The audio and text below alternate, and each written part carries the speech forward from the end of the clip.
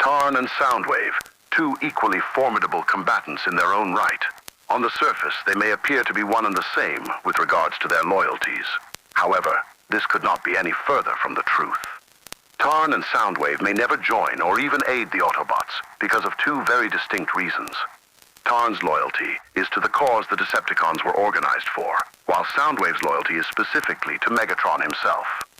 If the day ever came when Megatron distanced himself from the Decepticon cause, I feel we would have a significantly more complicated war on our hands as two factions of Decepticons, with different ideals from each other and us, emerge from the confusion. The question is, which of the two commanders will retain the most assets? That answer could determine the fate of all Autobots. Hola, ¿cómo están? Casi no inicio los videos saludándolos, así que espero y estén teniendo un excelente día. Y sean bienvenidos a este video, en el que, como lo leyeron en el título del mismo, vamos a hablar sobre dos personajes que, si llegaran a estar al mando de los Decepticons, la facción sería muy distinta como suele ser frecuentemente con Megatron. Por un lado, tenemos a uno de entre las tropas más confiables de Megatron, si no es que su más leal confidente, y que se ha posicionado cómodamente e insustituible en la alta jerarquía Decepticon. Y por el otro, el soldado fervientemente leal a los Decepticons y con un odio hacia aquellos que intenten frenar su maquinaria de guerra, a tal punto que es catalogado como uno de los más letales de todos. Al inicio de este video, escucharon un audio descartado para el videojuego Transformers Fall of Cybertron, en el que Ratchet habla acerca de estos dos individuos, dejando una premisa interesante sobre la mesa. ¿Quién de los dos comandantes conservará el mayor número de activos en la guerra? Esa respuesta determinará el destino de todos los Autobots.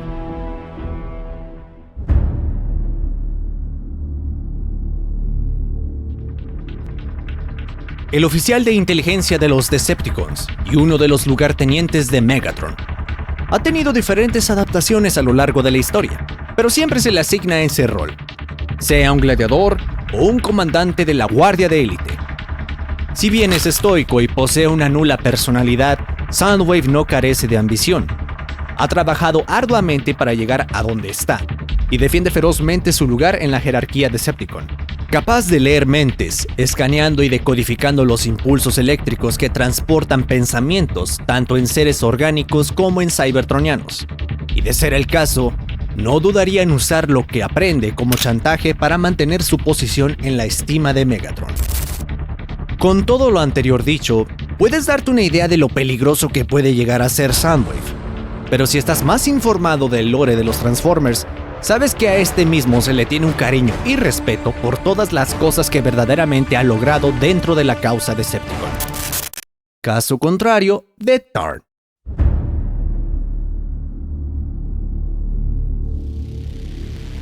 Tarn, también conocido como Damus y Glitch, es un Decepticon elocuente.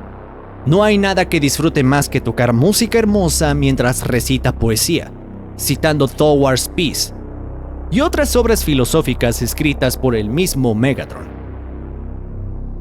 Siendo el líder de la División de Justicia Decepticon, Tarn personifica la mentalidad del equipo. Es sumamente ferviente en su devoción a la causa de Megatron. Ningún traidor, ningún cobarde es capaz de escapar de su equipo. A pesar de todo esto, Tarn es un personaje que llega a contradecirse a sí mismo. Cree que sus acciones están totalmente justificadas, aunque a veces sus pensamientos son un flujo constante de autocrítica. Se esfuerza por mantener una organización estricta pero justa, y no duda en acoger un marginado necesitado de mente abierta. Por otro lado, a pesar de toda su pretensión de sofisticación y control, Tarn puede pasar de ser afable a amenazar la vida ante la menor provocación. No cabe duda de que, aunque intente convencerse de lo contrario, Tarn es un asesino sociópata. Su absoluta devoción a la causa Decepticon significa que asegurará de infundir el miedo a Megatron en cualquiera que considere abandonar sus nobles objetivos. Y esa es la diferencia entre estos dos. Uno le es leal a Megatron y el otro le es leal a la causa Decepticon. Pero ahora, vamos a ver lo que verdaderamente importa de este video. Si en el hipotético caso donde Megatron ya no es el líder o no quiera liderar a los Decepticons durante la guerra de Cybertron, ¿quién de estos dos sería el más peligroso para la facción de los Autobots?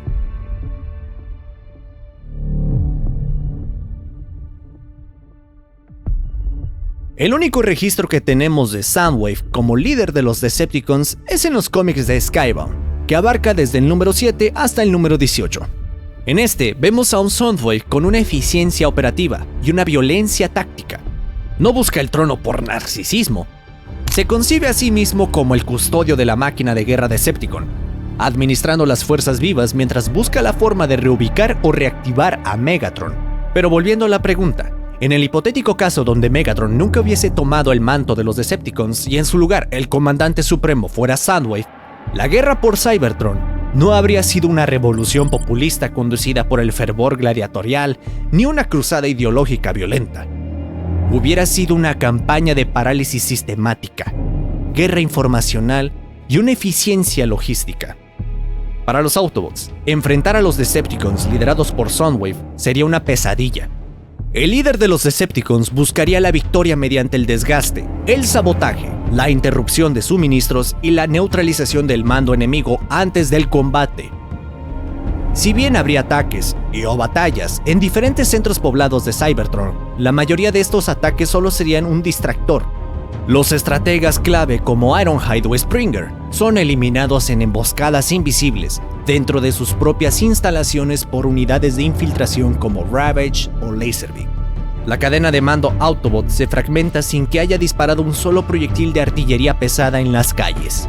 Incluso algunos científicos e ingenieros como Wheeljack o Perceptor caerían ante uno de los ataques de Soundwave. Pero eso no es todo. Si la guerra se traslada a la Tierra, la doctrina Autobot de proteger a la especie orgánica y mantener el modo incógnito se convierte en su mayor vulnerabilidad militar. Soundwave no ataca las ciudades. En su lugar, toma el control del Pentágono, la OTAN y las agencias de inteligencia globales a través de sus redes de fibra óptica y satélites. Modifica las lecturas de radar para hacer parecer que las patrullas Autobot son unidades de invasión hostil. Los Autobots se encuentran en la posición táctica más desastrosa posible, siendo cazados por los ejércitos humanos mientras su propio código de honor les prohíbe responder al fuego. Los propios Autobots, al ver en la encrucijada en la que se encuentran, priorizan crear cortafuegos y limpiar las líneas de comunicación para que Optimus Prime pueda enviar un mensaje claro a sus tropas a pocos kilómetros de distancia. Llamando a los Autobots. Estamos siendo atacados. No más contacto con los humanos. Y una vez logrado eliminar a los Autobots, Soundwave extrae el Energon diluido a través de la infraestructura eléctrica mundial, dejando a la Tierra como una canica oscura y sin vida fértil, dando pie a una invasión extraterrestre limpia y segura.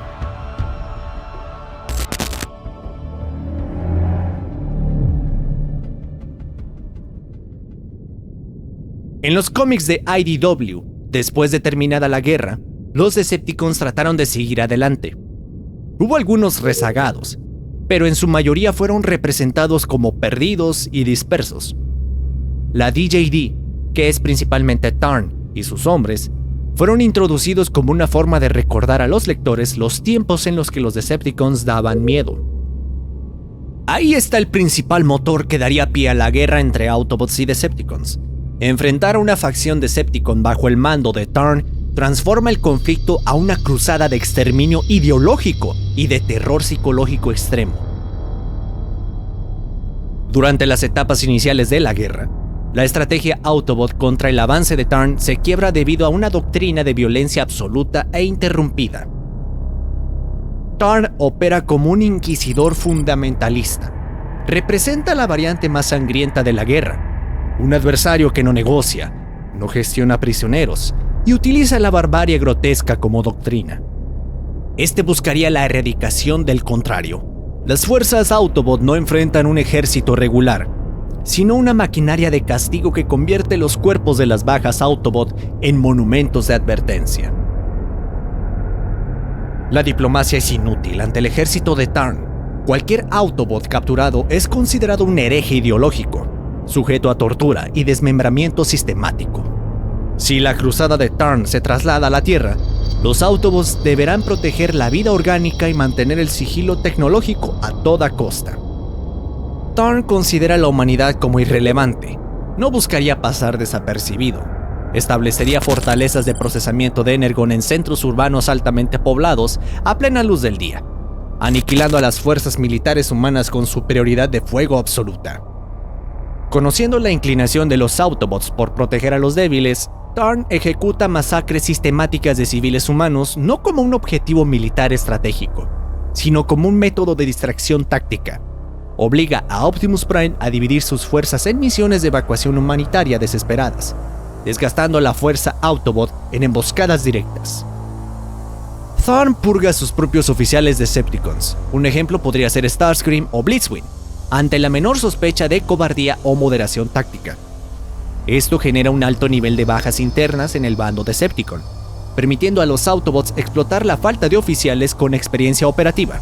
Si bien el conflicto podría llegar a ser corto, no cambiaría el hecho de ser una de las más devastadoras. Quizás los Autobots obtendrían una mínima chance de ganar, a costa de la ruina planetaria o erradicación total para los humanos y cybertronianos. Como dije, los Autobots no se enfrentan a una dictadura, sino a un genocidio. El conflicto acelera la ruina planetaria de Cybertron a una velocidad 3 veces mayor que bajo la administración de Megatron. Al final, la respuesta a la premisa de Ratchet se reduce a una sola pregunta. ¿Prefieres morir peleando o descubrir que ya perdiste antes de siquiera disparar? Enfrentar a Tarn es sobrevivir a una masacre sangrienta donde la victoria Autobot se paga con la devastación del planeta, pero donde el propio fanatismo del enemigo abre brechas tácticas para derrocarlo. Soundwave, en cambio, representa una amenaza infinitamente más aterradora. Es el único comandante capaz de ganar la guerra conservando la mayor cantidad de activos de la facción, porque neutraliza la resistencia antes de entrar en combate. Pero al final del día, tú tienes la última palabra. Si te gustó el video, apreciaría que dejaras tu pulgar arriba, que lo compartas y que te suscribas, si no te quieres perder ninguno de nuestros videos. Síguenos tanto en Facebook, Instagram, TikTok y Pinterest. Mi nombre es Iker de Jesús. Hasta pronto.